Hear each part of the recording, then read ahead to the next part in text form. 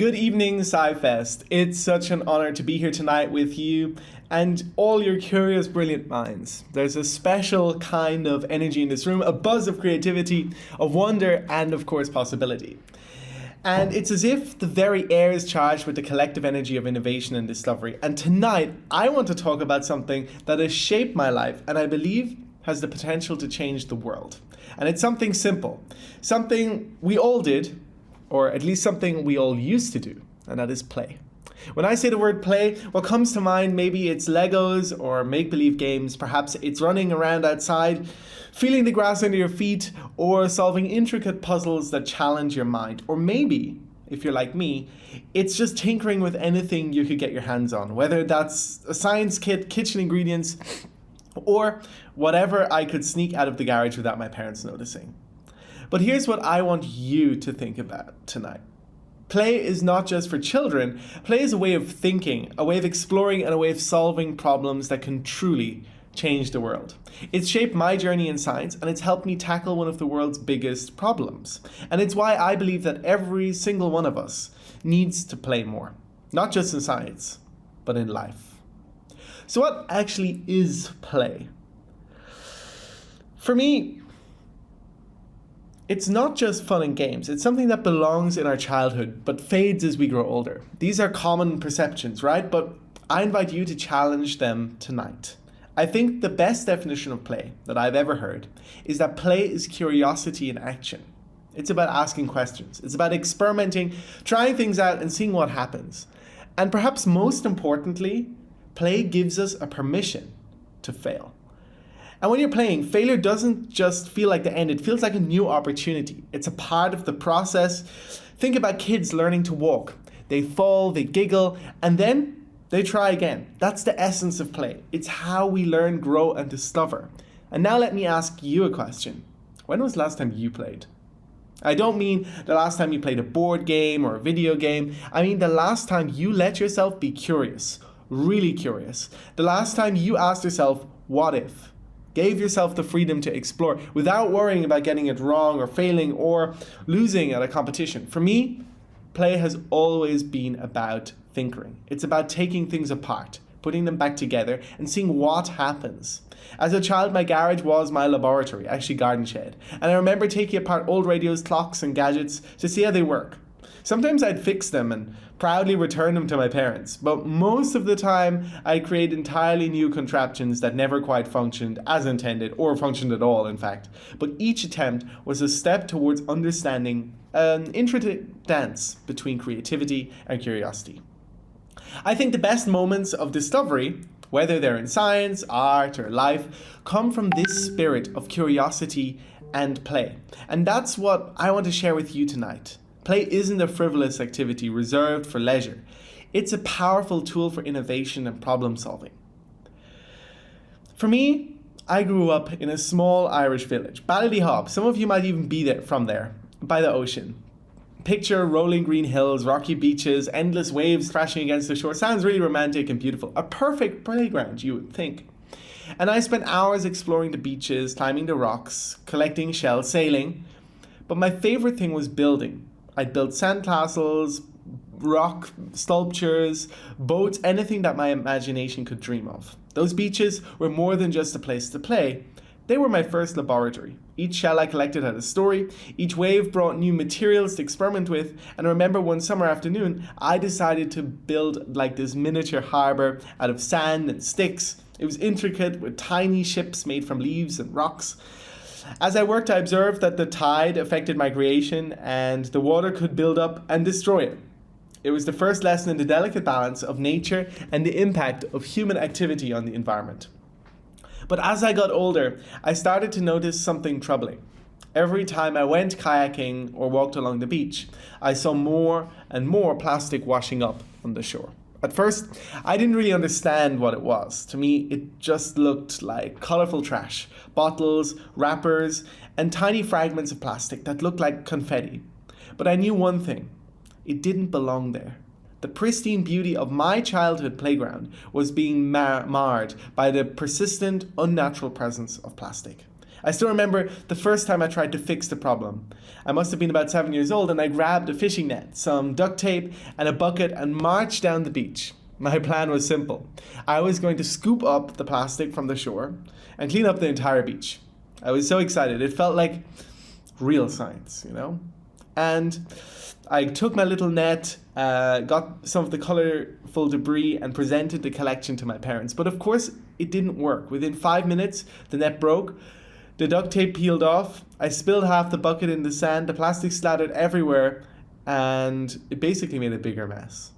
But you know what? I wasn't discouraged. I was curious. Why didn't it work? What could I do differently? That's the magic of play. It turns this failure into a question, not a conclusion. And instead of seeing my failed attempt as a defeat, I saw it as a challenge and an opportunity to learn and improve. As I got older, I started to learn more about plastic pollution. I learned about those tiny pieces of plastic on the beach called microplastics. They weren't just litter, they were a general problem. Microplastics were showing up everywhere. In the water we drink, the food we eat, and even the air we breathe. You are breathing in plastic right now. And by the time I was a teenager, I learned something shocking, that we consume a credit card's worth of plastic every single week. Think about that. That's like one credit card's worth. That's a lot of plastic every week. That haunted me, and I couldn't stop thinking about it. So I thought, why isn't everyone working to fix this? And then I realized, well, maybe nobody is fixing it because they don't know how. And that's when I thought, if no one else is solving this, why not me? This realization was a spark that ignited my passion for environmental science and innovation. And it was the beginning of a journey fueled by play, curiosity, and desire to make a tangible world difference. And a journey that I'm still on today. So I went back to the thing I love most, experimenting. Playing, my first idea, was simple. Magnets. I thought, well, magnets attract metal, right? So maybe they can attract certain types of plastic too. This was my initial hypothesis, so I was eager to test it. I grabbed Legos, magnets, and whatever else I could find and started building. The prototype was, well, let's say, basic. I constructed a rudimentary device that I believed could attract microplastics from water using magnetic properties. And I tested it in the kitchen sink, where the results were immediate and quite frankly disastrous. The water spilled everywhere. The magnets stuck to the sink, the faucet, and the refrigerator. Basically everything got black, and my mom walked in and saw the mess and said, "That's it, you're banned from doing science experiments in the kitchen." But that's the thing about play. It gives you permission to fail. I've already said that so many times today. But when you're playing, failure doesn't feel like a dead end. It feels like a part of the process. But I wasn't ready to give up. I saw the potential in my idea.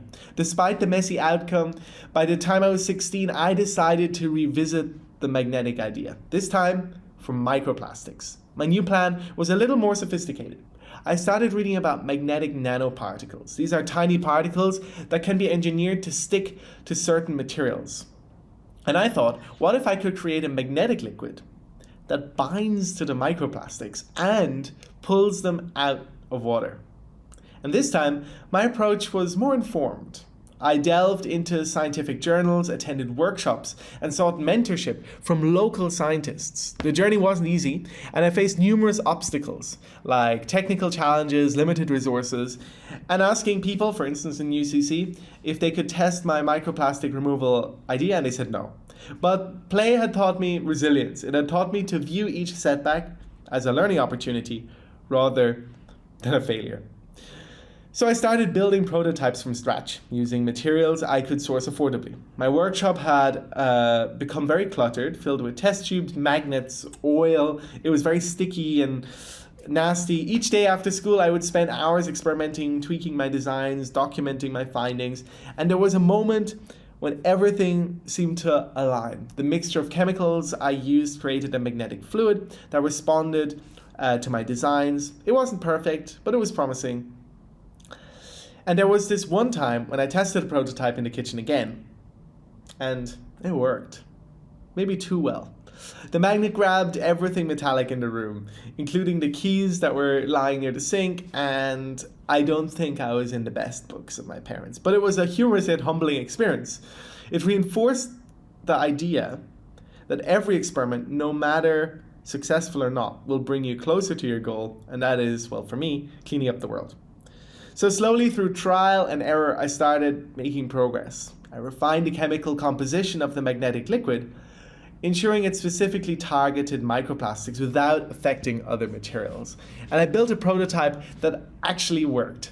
It wasn't perfect, but it was functional. And for the first time, I thought maybe this isn't just a fun experiment. Maybe this could actually make a difference. This phase of development was a testament to the power of play and scientific process for me. It wasn't about rigid methodologies or strict protocols. It was about exploration and curiosity and the freedom to innovate. Play had transformed my approach to problem solving, allowing me to think outside the box, embrace unconventional ideas, and like that, think in a totally different way. But let's talk more about failure, because failure, it isn't inevitable, it's essential. And when you're playing, failure doesn't feel like a setback. For me, it feels like an adventure. One of my favorite failures included homemade ferrofluid, actually. I know I've talked about it a lot, but for those who aren't familiar, ferrofluid is a magnetic liquid that responds to magnetic fields. The idea was to use it to attract microplastics from water body, and I made a batch in my garage using a recipe I found online. The process was messy, involving chemicals and precise measurements, but I was determined. And I tested it in a small container of water, and initially it worked very well. But ferrofluid leaked, splattering the walls, the floor, the shoes, and I ended up covered in this black goo. At that point, I had already been banned from the house, so I had to continue working out there. But I guess for me, it taught me the importance of containment, that not just chemistry was important in my device, but also the design of the machine that holds it, which is actually what I've worked on in the last couple of years extensively. But every failure taught me something. Failure isn't the opposite of success. It's how you get there. It's how your journey comes together. It forced me to refine my methods and improve my designs and deepen my understanding of the physics, the underlying science. And the greatest scientific discoveries in history come from failure. Velcro was invented because somebody got curious about how burrs can stick to clothes. Penicillin was discovered by accident by Alexander Fleming, who left a petri dish out, allowing mold to grow and kill the surrounding bacteria. Even microwave ovens emerged from the observation that a candy bar melted in a pocket due to microwave radiation. So Post-it notes were also created when a scientist was trying to develop a super strong adhesive, but ended up with one that actually you can take off again. So even my project, which started as a playful experiment, eventually turned out into a real-world solution for microplastic cleanup. Failure is your best teacher. It shows you what doesn't work, what brings you closer to what will work. And your approach to failure and curiosity will mean that you will succeed in competitions like this one. Or if you don't embrace failure, then you might not do so well. Moreover, embracing failure fosters resilience, a quality which for me is indispensable for any innovator. In a world where challenges are constant and solutions are not always straightforward, the ability to bounce back and learn and adapt is invaluable. Play instills that resilience in us by normalizing failure as a natural and beneficial part of the creative process. Let me share another personal anecdote. During high school, I decided to present my prototype at a regional science fair. I'm not going to say which one, but I was confident, excited, and admittedly a bit nervous. My project was titled, well, really long title. I love those long titles, and I had spent countless hours perfecting it. On the day of the fair, everything seemed to go smoothly until it was time for a demonstration. Now, this project involved snails. As I worked with the snails started crawling everywhere. People were not impressed, and all I can say is that I didn't win anything at that first science fair that I went to. And it really didn't work that well. And writing that write-up was traumatic to say the least. But I learned so much from that process. So even though you are here at SciFest, and not all of you are going to win something, I hope all of you will embrace and learn something from this and realize that you're part of a community of change makers and people who think differently. And don't feel disappointed here. Feel empowered. You can come back. You can try again. You will have learned a lot. And by coming back, you will definitely make a difference. So remember, you're sitting among a family here of people who all love the same thing. Look around a little bit. See what everybody else does. Talk to them. Make sure you connect with them because you're all bound together here by the spirit of play. For me, the experience at that science fair was not really one that I was very happy with at the time, but it was definitely part of my journey, a detour that provided me insights that fostered improvement and ultimately led me to success. By embracing failure, I was able to iterate my work, my science fair work, and allowed me to do other things. But as I just said, you're among people. Play isn't something that you do alone. It's a way to connect with others, to share ideas, and to build something greater together. I'll definitely never forget presenting my project at that science fair and just asking why, understanding a problem, and then actually writing a write-up and presenting it. And that's something I hope you remember. If this is your first time at SciFest, you're in for a treat, because for me, I never found myself represented among lots of other people. Science is often portrayed as a solitary, one person in a lab, working in silence thing. But the truth is, science thrives on collaboration. It's about sharing ideas, learning from others, and building on each other's creativity. And play sparks those connections. It invites people to think, what if? Not alone, but together. During the development of my microplastic removal system, collaboration was key. I reached out to local scientists, engineers, and even artists. And actually now I have a whole collective of people who work together with me to bring this into power. And I'm actually sitting right beside my lab here and see some of them looking through the window. For instance, working with an artist helped me to design a more friendly interface, making the device not only functional, but also aesthetically pleasing. Remember, for people to use this needs to look amazing. And one memorable collaboration was with a fellow student who was passionate about environmental activism. Melati organized a beach cleanup and events in Bali. We used the prototype to collect microplastics from the shoreline. This hands-on experience was invaluable data, real-world testing, real-world people using this, and of course, a community of people who were involved in my scientific endeavors. Moreover, collaboration extends beyond formal partnerships. It includes the informal exchange of ideas, brainstorming sessions with friends, and shared enthusiasm for discovery.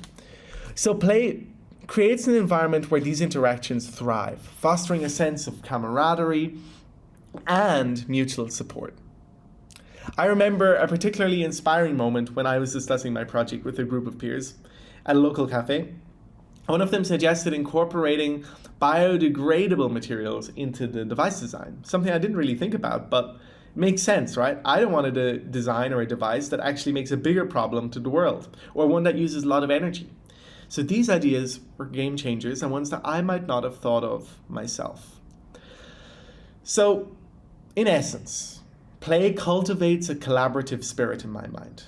It breaks down barriers, and it encourages open-mindedness and nurtures a collective pursuit of knowledge and improvement.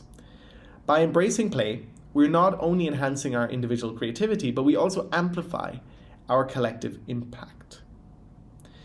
So, the challenges we face today, climate change, plastic pollution, food insecurity, and many more, are massive. Solving them requires big, bold ideas. And big ideas start with playful thinking. Think about the moon landing. It started when somebody was asking, what if we could leave Earth? This simple, playful question ignited a journey that culminated in one of humanity's greatest achievements. Or vaccines. They started with the question, what if we could teach the body to fight disease by itself? These breakthroughs were born from the spirit of curiosity and the willingness to explore the unknown.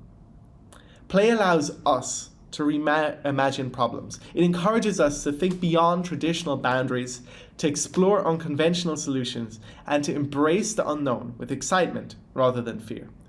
When we play, we unlock that kind of thinking, and that's what leads to breakthroughs. Take, for example, the field of biomimicry, the practice of designing solutions inspired by nature or copying nature.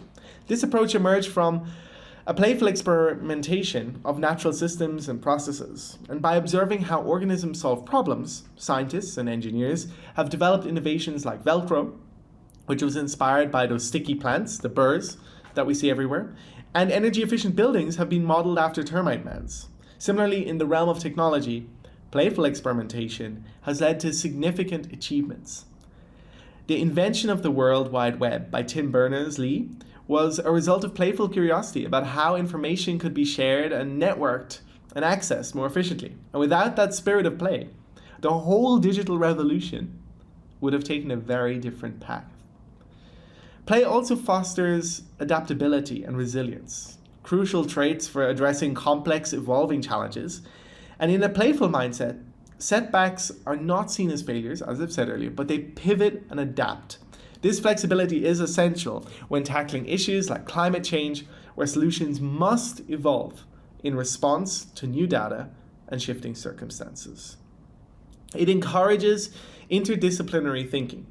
Complex problems often require insights from multiple fields, and by engaging in playful exploration across disciplines, we can uncover connections, synergies, and new thoughts that might otherwise remain hidden. And this holistic approach is vital for developing comprehensive, effective solutions. Okay, I can see time is getting up, but maybe one more example from my own experience is while refining my microplastic filtration device, I realized that the solution wasn't just a scientific one, but it required community engagement and education.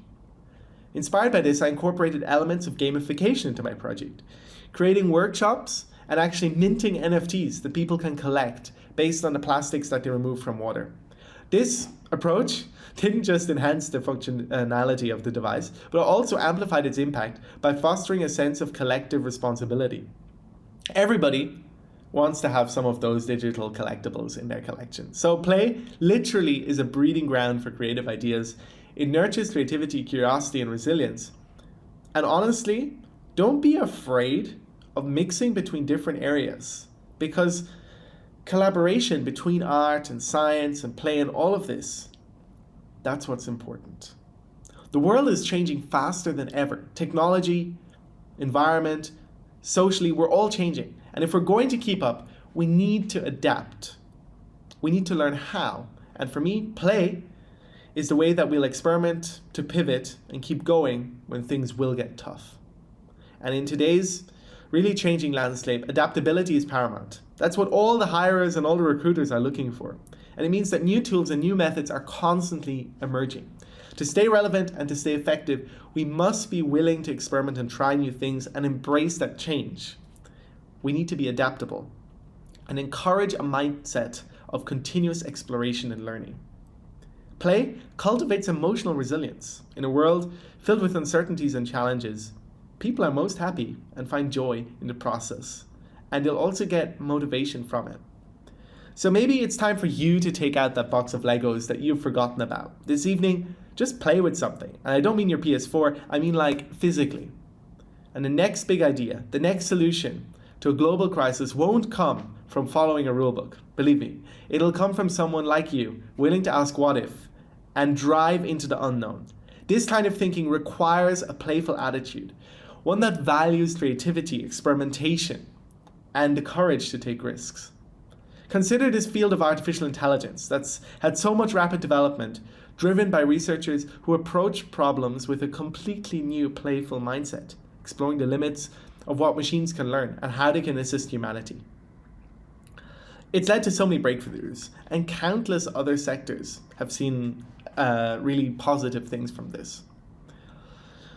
Moreover, it'll encourage lifelong learning. In a world where our youth is only a small part of our life, we want to actually continue that fun that we get from play through our whole life. It instills a love for learning and making acquisition of knowledge an enjoyable, fulfilling pursuit rather than a burden. So it should promote mental well-being. Engaging in playful activities is what drives me every day. It reduces stress, it enhances mood, and it improves cognitive function. In high-pressure environments, maintaining mental health is crucial for sustained productivity. And believe me, working in a lab can be high pressure. But by integrating play into our lives, we can create a balanced approach that nurtures both intellectual and emotional capabilities. Additionally, play fosters inclusivity and diversity. It'll break down barriers, bringing together people from different backgrounds and disciplines and perspectives. In a playful environment, ideas are free to flow. unencumbered by rigid hierarchies or perceived nations. This openness leads to richer, more diverse solutions and fosters a sense of community and mutual respect. You've heard me rant a lot about play, but I hope by the end of my talk, you understand why I am so motivated by this. Because for me, it has changed my life. Through working with different science fairs and exhibiting my project, I have changed my life. I've been able to travel to many, many different countries, talk to so many cool individuals, have some of the craziest experience I never thought I would be having. But all of this, I think, is due to me just taking life into my own hands and playing a bit. So in conclusion, the world needs to play more than ever. It equips us with adaptability, resilience, and creativity required to navigate and thrive in a rapidly changing environment. By embracing play, we are not only enhancing our individual capabilities, but we're contributing to the collective advancement of society. So, here's my challenge to you. Don't let your inner child grow up too much. Play isn't silly. It's how we solve problems. It connects us with others and will build a better world. Whether you're a scientist, an artist, a teacher, a student, the world needs your curiosity and creativity. I encourage each one of you to find ways to incorporate play into your daily life. It might be as simple as doodling ideas in your notebook, experimenting with a new hobby, or engaging in brainstorming sessions with colleagues. And you'll not know what will come out. So create spaces where curiosity is encouraged, where failure is seen as a learning opportunity, and where collaboration thrives. Moreover, advocate for the importance of play in educational and professional settings. Promote environments that value creativity and exploration. And encourage others to embrace the playful mindset too, fostering a culture of innovation, crazy ideas, and curious improvement. So let's go out there, keep playing, and see where our curiosity takes us. Imagine the possibilities when we harness the playful spirit in all of us. Together we can definitely drive a meaningful change, overcome the challenges we face, and create a future that's not only sustainable, but filled with joy, fun, and creativity. So, thank you SciFest for celebrating dreamers, giving us the space to play our way into the future.